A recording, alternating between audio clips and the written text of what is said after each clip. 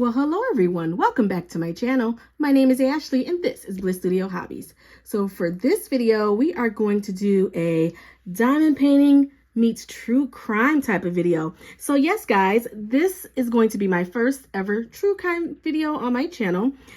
This channel, I did make it thinking that it would be a true crime channel where I diamond paint, but as you know, that did not happen. So here we are.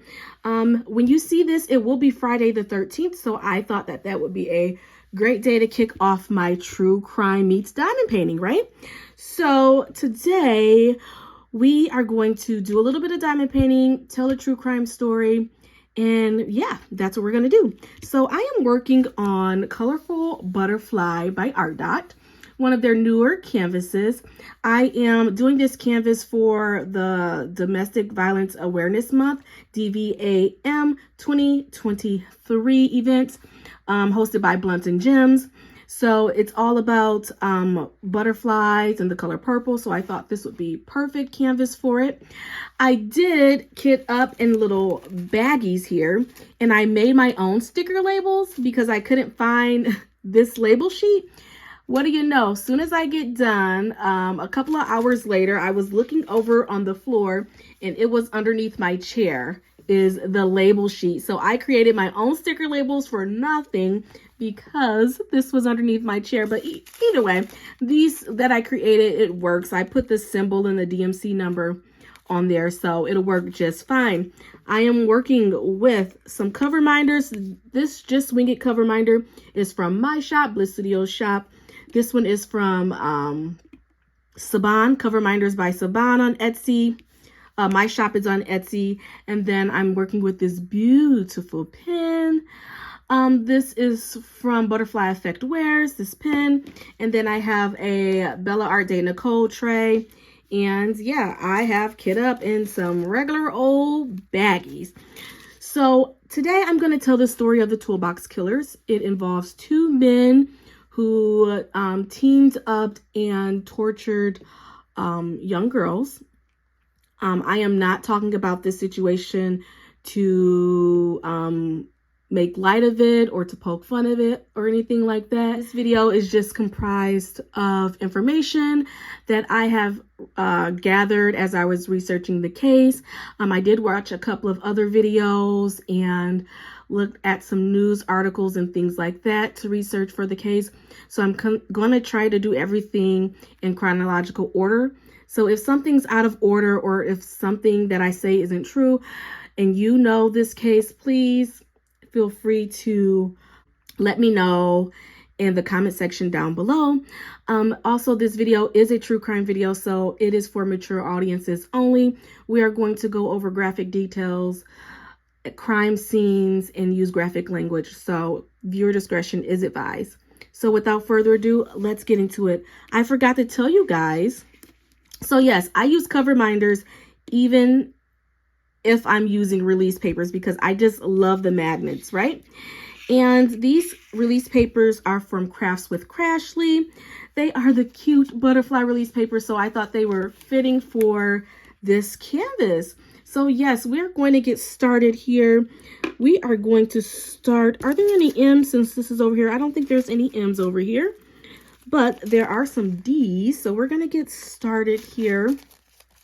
And guys, since this is my first true crime video, it's going to be kind of hard for me to like read and diamond paint. So I probably won't get a lot of diamond painting done, but I think I'll get better at it as time go on and as I get used to telling these stories and know the stories and things like that. So without further ado, let's get started. That's enough of my rambling, right? First, we're going to talk about the first guy, which is Lawrence Bittaker. He was born September 27th in 1970. He was born in Pittsburgh, Pennsylvania. So his parents, they never wanted children. So when they had him, they decided to give him up for adoption because they never wanted children in the first place. So then the Bittakers adopted him. George Bittaker was the father, and he worked in aviation. So his job in aviation caused the family to travel a lot. So they traveled very often and they ended up settling in California. Throughout his family's various moves, Lawrence always seemed to find trouble. His first arrest when he was 12 years old, and it was for shoplifting. So he started out a life of crime very early at the age of 12. That's his first known offense, right? For shoplifting. So he had many other infractions. At 17, they included car theft. He had a hit and run accident where he was fleeing from the scene and he was resisting arrest. He was pretty smart, though. He was really smart. He had an above average IQ. And I always say, if only he used his smarts for good rather than evil, right? He could have done something really good with all those smarts. But he didn't. He chose a life of crime. He hated school. Even though he was really smart, he hated school. You know, I always think that sometimes smart people, they don't like school. And I'm like, is it because they're bored?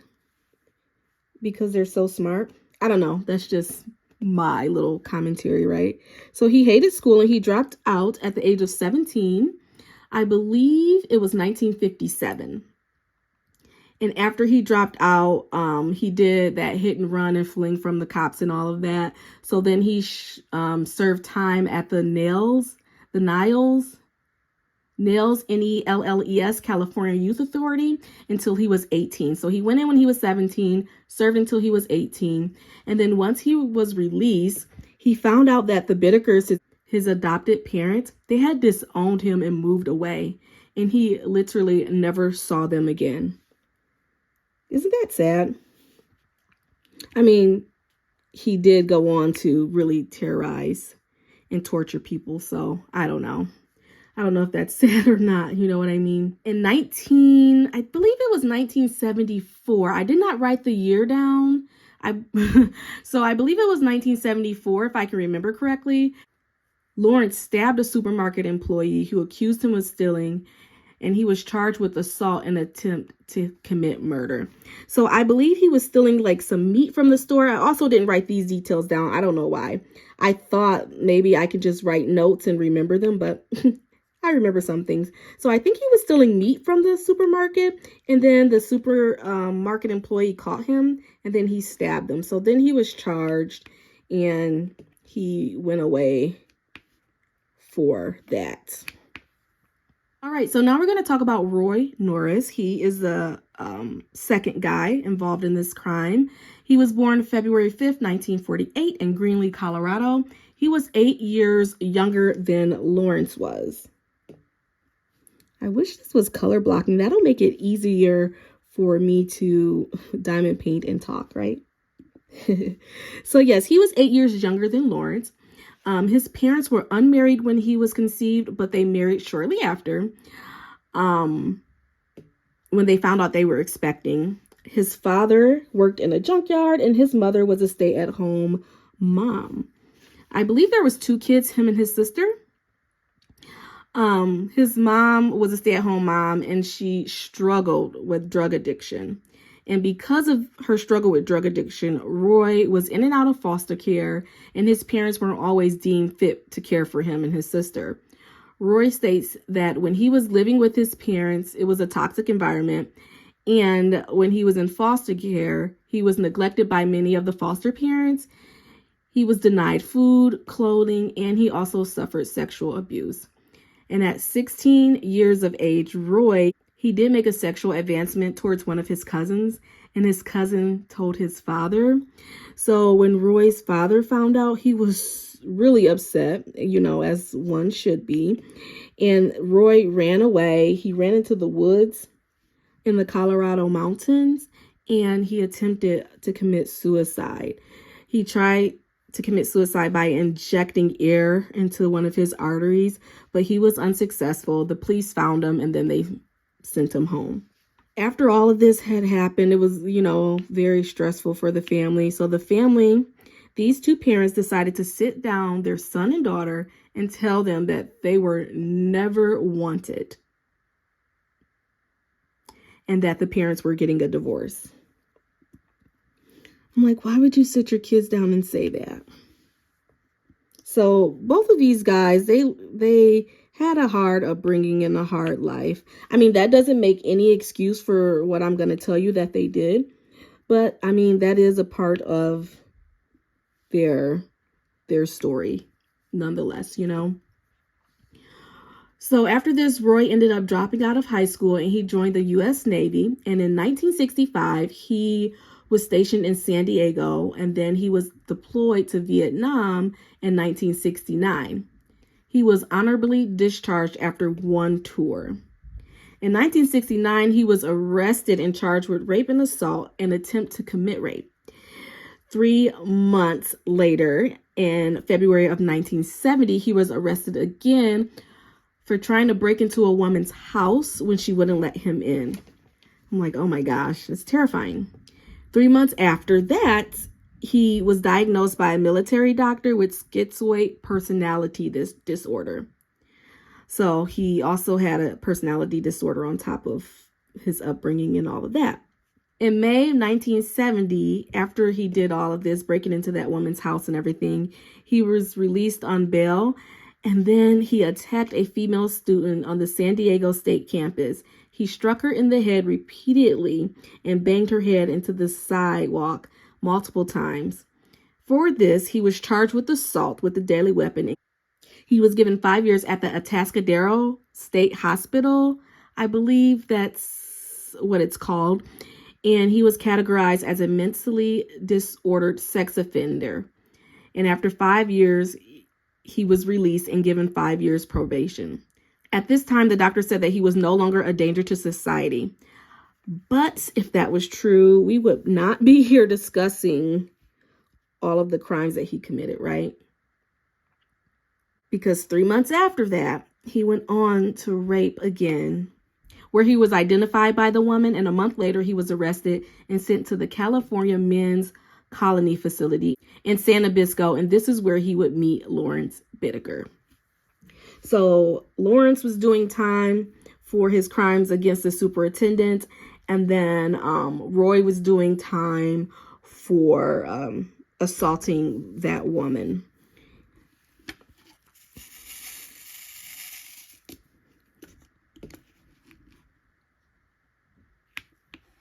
I think it's time for me to change my color. No, there's a couple more D's in here.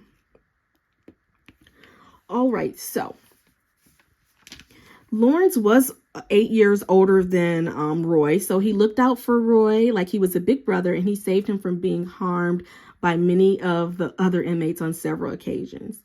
Roy felt comfortable with Lawrence and opened up to him about his previous crimes. Roy said the reason he enjoyed sexual crimes is because he enjoyed instilling fear and seeing the scared look on the women's faces. At this time, Lawrence had not committed any sexual crimes, but he did say that if he ever did commit a crime like that, he would have to kill the victim so that he wouldn't leave any witnesses. So they would sit there and compare crimes and things like that. And as they were comparing crimes, they came up with a plan. This is where their plan was launched. And then as I'm like looking through stuff and researching, I'm like, oh, they do say like when you're in jail, going to jail makes you a better criminal, right? And in this case, it held true. So for their plan, they decided that once they were released, they would meet up and murder a girl of every age between the ages of 13 and 19. Wow. So Lawrence was released on October 15th of 1978, and he moved to California, and he worked as a machinist. He actually had a really good reputation, and he was said to be neighborly, friendly, and he even donated money to the Salvation Army. He would pass food out to the homeless in LA and things like that. So people thought he was really a nice guy because he would do all these charitable acts, and he was like friendly and neighborly, right? But boy, they did not know the truth about him, right? So then 3 months later, Roy was released January 15th, 1979. And then he moved into his mother's home in Redondo Beach, California, and he worked as an electrician. And shortly after he was released, he reached out to Lawrence, and this is where the real planning begun. The first part of their plan is that they needed a vehicle. So They decided to put their money together and they purchased a silver 1977 GMC van. And they purchased this van in February of 1979, and they put the van in Lawrence's name. They thought that the sliding door on this van was a great feature to allow them to snatch their victims quickly. So I looked up this 1977 GMC van with the sliding door, and I'm like, oh my gosh, that is the white van that we are all warned about. Now, as a child, you're always told not to go up to those white vans, and things like that. And I am still leery of those vans to this day, especially with the increase in sex trafficking and things like that. I stay far away from any vans like that I see. They named their van the Murder Mac. I will put a picture of the van on the screen here. I don't know if I mentioned that. In their van, they had a bed in the back that they would use to tie up their victims. And under the bed, they kept their tools, extra clothing, and a cooler for beer. Priorities, right? Got to have the beer. I think I'm done with the D's now. So let's get a different color.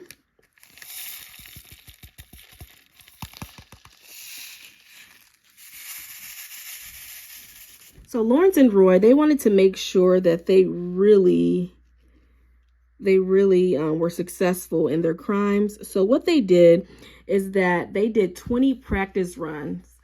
They did these 20 practice runs between February 1979 and June of 1979.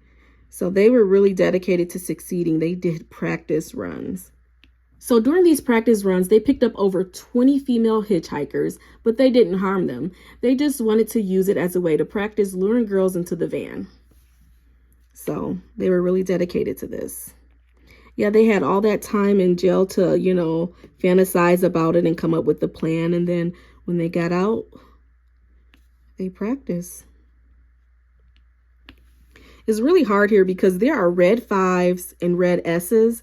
But the red 5s have white circles around them. So I'm trying to be careful not to confuse the two colors. What's up with that?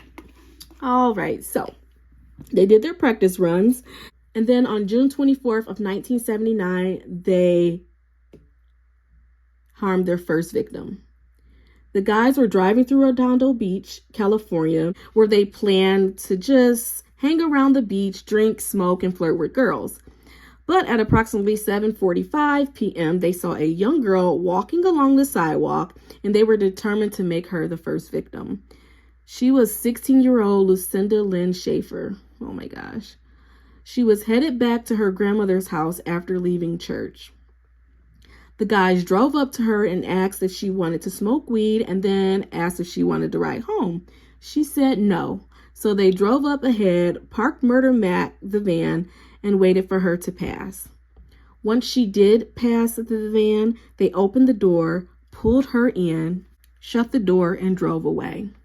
Lawrence was the one driving, so he turned up the radio so that you couldn't hear Lucinda's screams.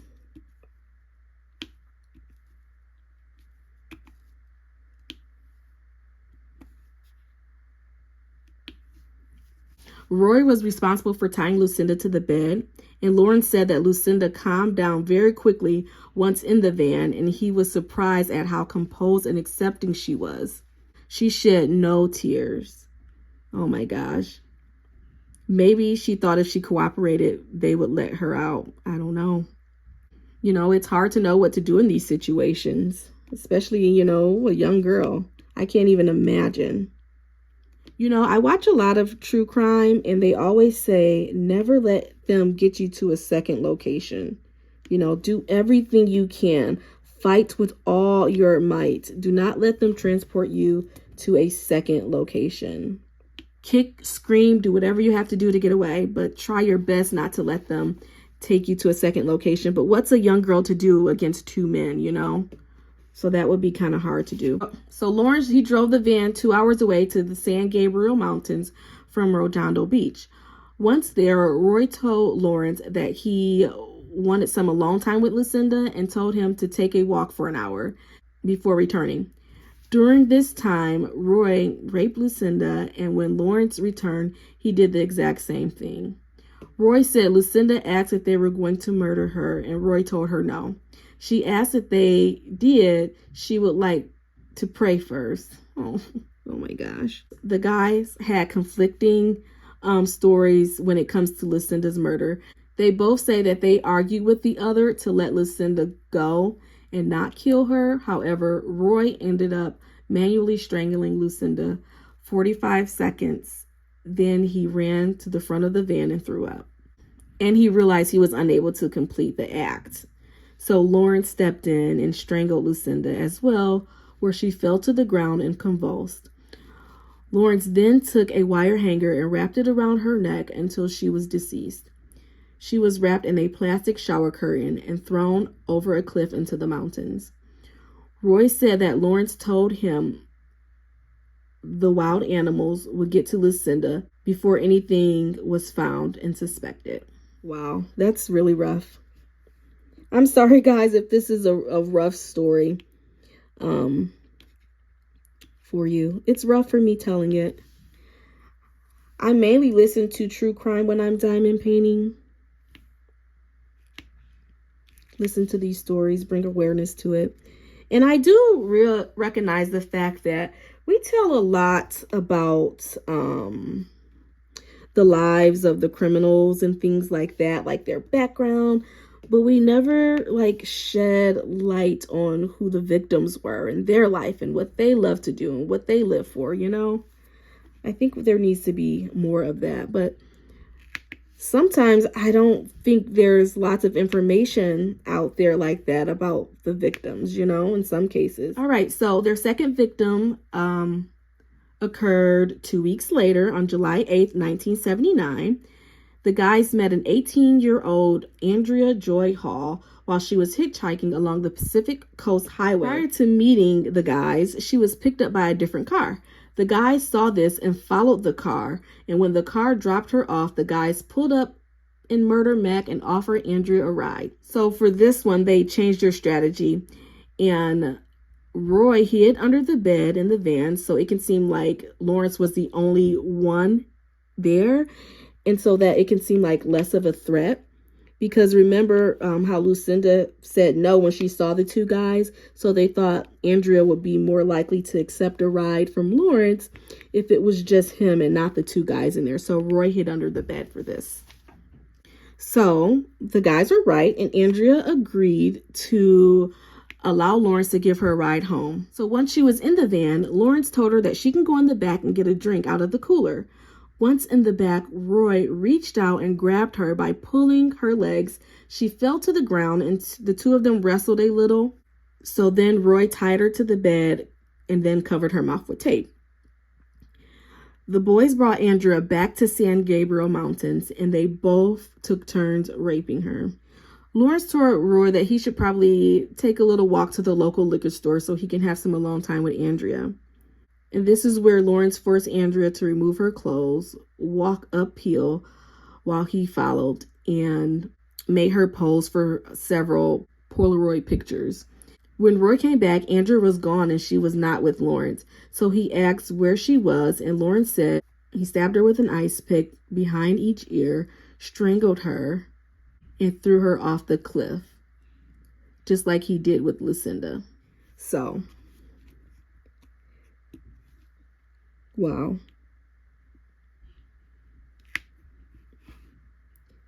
I know I've already apologized, but I'm so sorry about the graphic details of this story, guys. I know this is a lot different from the videos that I normally do.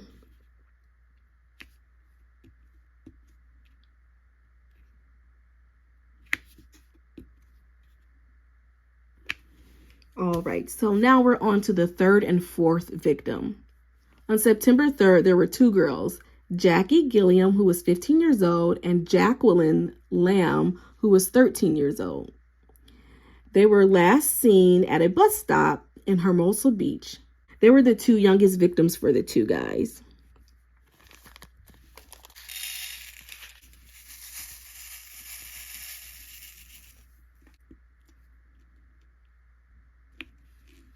So the two guys spotted the girls at the bus stop and asked if they wanted a ride, and the girls accepted. Once in Murder Mac, the girls realized something was wrong because Lawrence was driving in the wrong direction and not listening to them when they were giving him direction. The girls panicked and Jacqueline attempted to open the van door and jump out, but Roy grabbed her and hit her over the head, which knocked her unconscious. So Roy focused on Jackie and he tied her to the bed. Jacqueline regained consciousness and tried to escape again, and Roy grabbed her, twisted her arm behind her back, and she surrendered. With all the commotion, Lawrence was worried that they would be seen, so he pulled over, got back, and punched Jackie in the face, and they tied both of the girls up. This time, their MO was way different because they kept these two girls for 2 days before they murdered them. They videotaped themselves doing sexual things to both girls. Lawrence admits that he buried the tape in a cemetery, but it was never recovered. Jackie was the more submissive one. She was the 15-year-old, and they stabbed her one time in each ear with an ice pick, and then they manually strangled her to death. But since Jacqueline, who was a 13-year-old, she was more defiant, so they both had to take care of her. Roy struck her several times with a sledgehammer while Lawrence strangled her at the same time.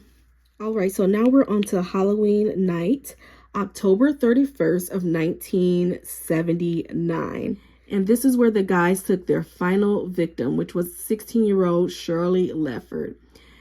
She was outside the gas station trying to hitchhike home from a Halloween party earlier that night.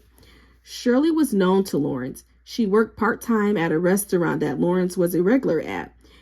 And maybe this is why she accepted a ride from him. But once in the van, Roy offered her marijuana and she accepted. And Lawrence drove the van to a secluded street where he bound and gagged her with construction tape. Shirley's murder was extremely disturbing, as all of these were, really. Since Shirley was known to Lawrence, he got in the back and allowed Roy to drive. Roy drove around aimlessly through Hermosa Beach. While in the back, Lawrence pulled the tape off of her mouth and started physically beating her, forcing her to scream. He would tell her to scream louder.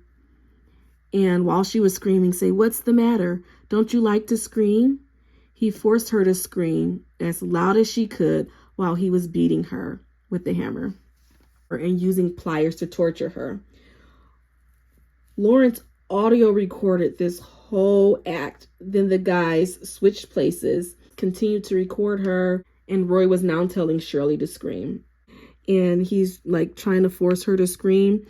And Shirley said, "I will scream if you stop hitting me." Shirley screamed multiple times and Roy grabbed his sledgehammer and hit her over the left elbow. Shirley said, "You broke my elbow," and told him to stop hitting her.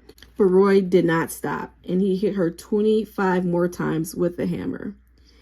And after 2 hours, Roy murdered Shirley by strangling her with a wire coat hanger. Instead of throwing her off the cliff, they wanted recognition with this one. So they dropped her body in the lawn of a random house where her body was discovered the next day by a jogger. They did an autopsy and it showed that the cause of death was strangulation after excessive blunt force trauma to the face. And it was also found that she was sexually assaulted and that there were pliers placed inside of her body during this. So these are all of the known victims. It is thought that they had more victims than what is known, and they probably did, you know. These are very sad and tragic cases, and my hearts go out to the victims and to the victims' families. They did not deserve this. So after the guys committed these crimes, Roy could not keep his mouth shut about what they had done. It was shortly after they murdered Shirley that Roy went around and he bragged about all the crimes that they had committed. But he bragged to the wrong person. One of the people that he boasts to was Joseph Jackson. It was the guy he had met in prison. Joseph learned about the crimes. He called his lawyer, and him and his lawyer went to the LAPD. So then they passed the information that they knew to the Hermosa Police Department. And the lead detective on the case was Paul Bynum. So when Paul learned of all this information, he put two and two together and thought about all the missing girls. And he put the cases together over a 5-month time span. So Roy, he also told Joseph Jackson that they had also raped another girl. Her name was Robin Roback. They pulled her into the van, raped her, but they had let this girl go. So Robin, after all of this happened, she did file a police report, but the guys were never caught. And in the police report, she did tell them that it was two white men in their 30s who pulled her into a white van. But like I said, they were never caught. So Paul went to Robin's house when he found out she was a victim, and he showed her pics, and she identified Roy in a lineup. So Roy was arrested in November 20th after a parole violation. So Lawrence was also arrested. He was arrested that day at the Burbank Hotel, and they were both arrested for the rape of Robin. So they brought Robin back to the police station, and they had a police lineup, and she was unable to pick them out of a police lineup. So at this time, the police still had Roy on his parole violation. They violated him for something else, so they still had him. And then they also found drugs on Lawrence, so they were able to arrest and keep them both. So she couldn't pick them up out of a lineup when they arrested both of them and brought them back to the police station. So then they had to, there was drugs on Lawrence, and then Roy had that parole violation. So they were able to keep both after all, even though she couldn't pick them out. So then the police went back to the hotel, the Burbank hotel that Lawrence was renting that room at. And when they searched his hotel, they found Polaroid pictures that the guys took of some of the victims. So that connected them to the crime. So eventually they found pictures in the possession of both of the men. And during the trial, it was found that there was like 500 pictures of these girls that these two men had in their possession. So they were tied to the crimes. So it was no way they were getting out of this one, right? The LA County Sheriff Peter Ditches said in a press statement that 19 girls in the pictures that they found on the guys had been reported missing, and the guys probably had something to do with all 19. But there was no conclusive evidence. So, even though they knew they had pictures of these girls and they knew, there was no conclusive evidence other than the pictures that they found. When they looked inside that van, the murder mag, they found a sledgehammer. They found plastic bags filled with weights and a book on how to locate police radio frequencies. They also found 2 necklaces that were confirmed to belong to 2 of the victims and tape recordings of, some of the murders. So they had some very condemning evidence that these guys were committing these crimes. On November 30th, 1979, Roy attended his first preliminary hearing for the rape of Robin and the murders, and he first said he didn't have anything to do with it. He said he was innocent, but shortly after, his story unfolded and he began to confess. He said Lawrence was the dominant one and he took control, and that he was afraid that if he did not go along with what Lawrence said, that his life would be in danger. So then Roy agreed to take the police to the San Gabriel Mountains and to show them where the bodies were. So when they got there, they were able to find Jackie and Jacqueline, but they never discovered Lucinda and Andrea's body. In February of 1980, Lawrence and Roy were both charged with the murder of all 5 girls. Lawrence was denied bail, but Roy's bail was $10,000. After 1 month of being charged, Roy requested a plea deal to testify against Lawrence so that he would not get the death penalty and life without parole. So on March 18, 1980, Roy pled guilty to 4 counts of first-degree murder and 1 count of second-degree murder, 2 counts of rape, and 1 count of robbery. And on April 24th of 1980, Lawrence was arraigned. He had 29 charges, including kidnapping, rape, sodomy, and murder. On May 7th, 1980, Roy was sentenced to 45 years to life and eligible for parole in 2010. Lawrence's trial began on January 1981, and Roy testified against him on January 22nd. Roy said that the two met in prison, formed an alliance, and after their release, they began their spree. On February 5th, 1981, Lawrence testified on his own behalf, denying any knowledge on the abduction and murder of Lucinda Schaefer, and claimed he paid Andrea Hall $200 to sleep with him, and that Roy murdered Andrea. Lawrence's trial lasted 3 weeks. On February 17, 1981, after a 3-day deliberation, Lawrence was found guilty on all 5 counts of first-degree murder, 1 charge of conspiracy to commit murder, 5 charges of kidnapping, 9 charges of rape, 1 charge of sodomy, 3 charges of unlawful possession of a firearm, and at this time, Lawrence was sentenced to death. After conviction, Lawrence did several interviews and he never expressed remorse.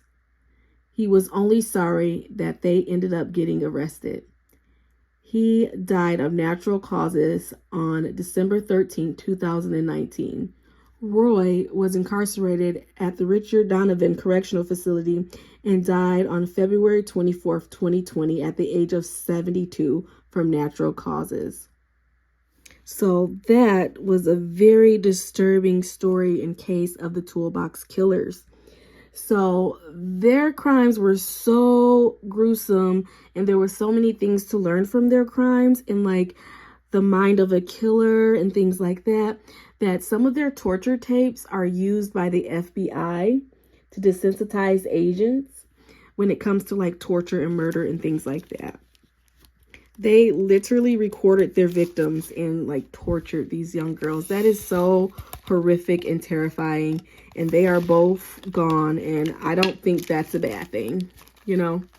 I do want to apologize if it was a little bit graphic, but that's what true crime is, right? Yeah, and it's a horrible thing that they did. And I don't want to make it seem like I'm like making light of the situation or, you know, things like that. So I just want to be respectful to the victims. My heart goes out to them and their families. And I am so sorry that this tragedy has happened to them. As for Roy and Lawrence, oh my gosh, they were truly unhinged. And, you know, I don't know. I don't know what to say. They were able to meet each other in prison and come up with this killing spree plan and carry it out. And I wonder if they would have ever gotten caught if Roy was able to keep his mouth shut. How dare he do that? He did all of this to the victims and then went around and bragged about it, and that led to them being caught.